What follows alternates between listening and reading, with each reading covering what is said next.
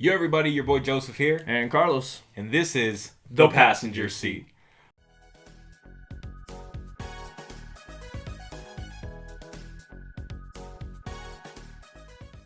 All right. Welcome back, folks. Sadly, today we do not have a special guest, but we do have a really special topic. We're going to be talking about the Avatar, The Last Airbender. Basically this topic, we're going to be covering it across 3 different episodes because we do want to cover book 1, 2, and 3.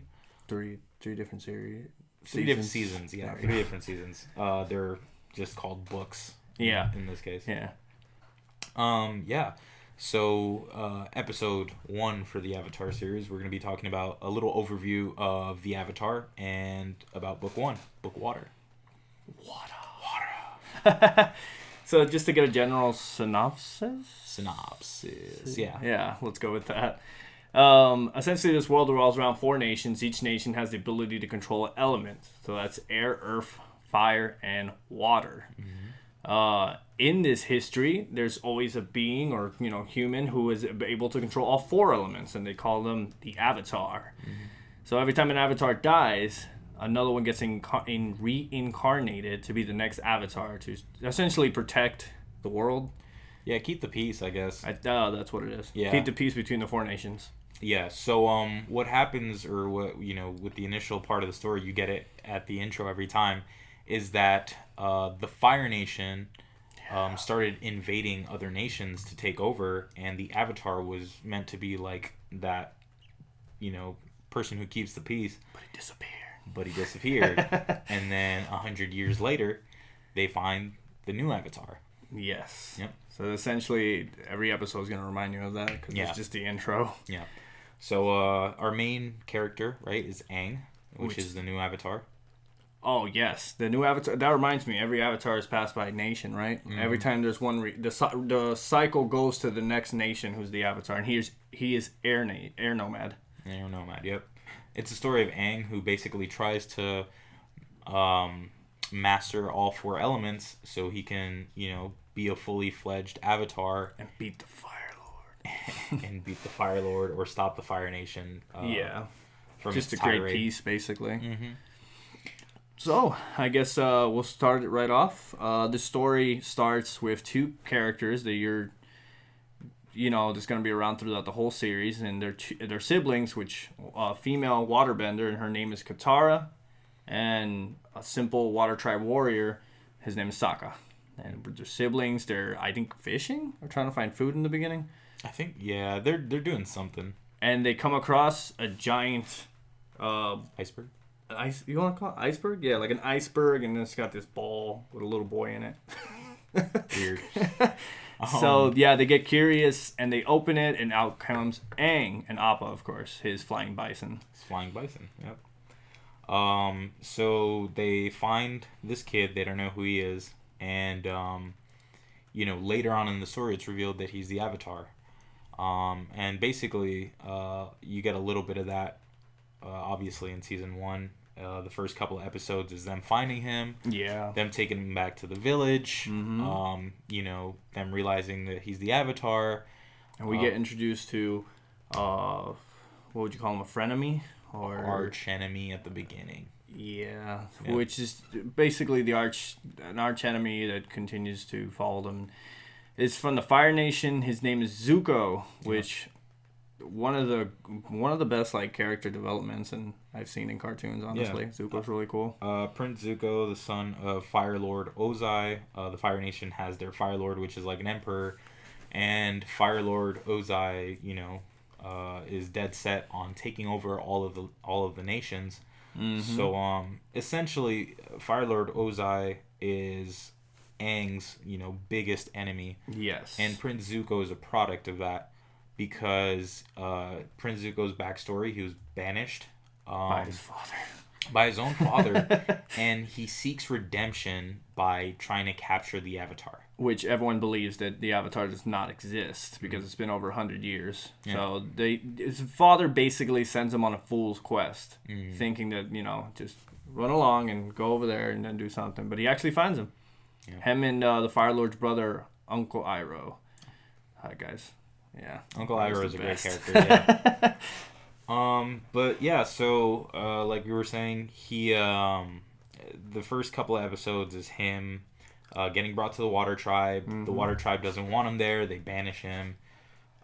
Basically because he brings new ideas that the Water Tribe like doesn't want there. You know, and so they kick him out.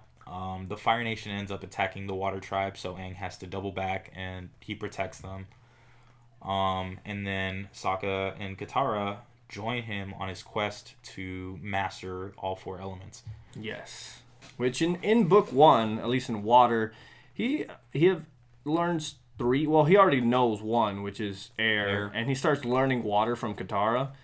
But eventually he actually learns a little bit of firebending from Zhang, which is banished Fire Lord, not Fire Lord, a banished Fire Nation general. I think it was a general or something like that. But he accidentally burns Katara, and then throughout the whole series, not till like book 3, he doesn't want to learn fire anymore, right? Because he thinks it's dangerous. Right. So during book 1, he travels to the Earth Kingdom, the city of Omashu. Yep. He travels to he learns waterbending with Katara. And he learns fire from Zhang because he also has to make a stop at the Fire Nation. He makes a stop at the Fire Nation because he has to go to that Fire Nation temple to talk to Roku. The Avatar has the ability to connect with his past selves, his past iterations, reincarnations, whatever you want to call it. Through the Avatar state. And so he needs to communicate with one of his past selves. So to do this, he needs to travel to an island in the Fire Nation called Crescent Island, where there's a temple where he can talk to Avatar Roku, which was also from the Fire Nation. Yes. Avatar Roku was the last one before Aang, which is the one who quote-unquote disappeared. Yeah, so, there's a couple of things that happen in the story. You have Zuko, who kind of goes rogue. Oh, yes. Because basically there's, in a sense, military intervention. His father has sent General, was it named Zhao? Yes. And Zhao turns into what? Admiral or commander or something? Yeah, that's true. He does turn into an admiral, and then he decides to take control of Zuko's what's it called, escapade or something like that. Yeah, sure. He takes over Zuko's plan to capture the Avatar, and Zuko is forced to go rogue and become the Blue Spirit to try to get his own mission done without having to show his face. Yes. Ultimately, things keep happening, and Aang ends up in the Northern Water Tribe with Sokka and Katara to master their waterbending. So essentially, they go to the Northern Water Tribe to learn more waterbending skills and master their waterbending through the teachings of Master Paku. But Katara runs into a little struggle there because he's sort of sexist. Yes.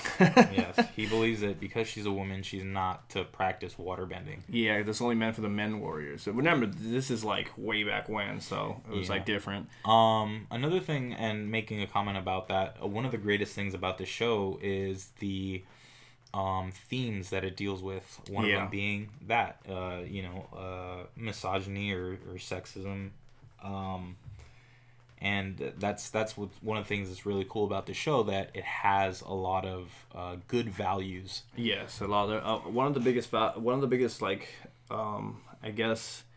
reoccurring thoughts that Aang has throughout the whole series is, since Aang is an air nomad, he's also a pacifist, and everyone wants him to kill the Fire Lord, but he doesn't want to kill. Yeah, and I think that's one of his struggles too, trying to figure out a way that he can take out the Fire Lord without, Yeah, exactly. taking him out. So essentially, I guess, Master Paku takes her in after finding out how great her abilities are. Yeah. But not only that, it's also because he finds out that it's his grandmother. That's true. That he was in love with their grandmother. Yeah. He was in love with Sokka and Katara's grandmother, and because of this, he ultimately decides to teach her. And yeah, during that, the Fire Nation invades the Northern Water Tribe, and the princess, or the daughter of the Water Tribe's chieftain. Yes. Princess Yue, she's a very big part in the finale of this book. In the finale of this book, because she was born like she was born like she was dying. Like she was dying, yeah. And then the moon spirit was the one to give her life, in a sense. Yes, which had given an essence of him, itself, to her. And basically, in that whole thing of the Fire Nation invading the Northern Water Tribe, they end up killing the moon spirit. Yes, because the moon and water spirit decided to be in physical form instead of spiritual form. And so when they did this, obviously, the moon dying is a huge, natural disaster. Because then all the waterbenders lose their abilities. Mm-hmm. They're gone. So the Fire Nation has the advantage there. Yeah, so ultimately, Yue ends up giving her life back to the moon spirit. And she becomes the moon spirit? She becomes the moon spirit, in essence. Yeah. And they're, because of that, and because of Aang pretty much using the power of the was it both spirits, or was it one? No, it's not over. No, it was Aang infused with the ocean spirit as soon as the moon died.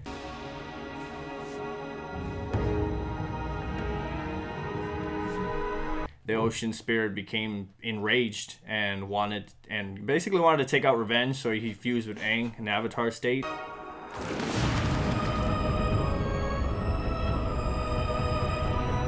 This giant spiritual fish thing starts demolishing the Fire Nation.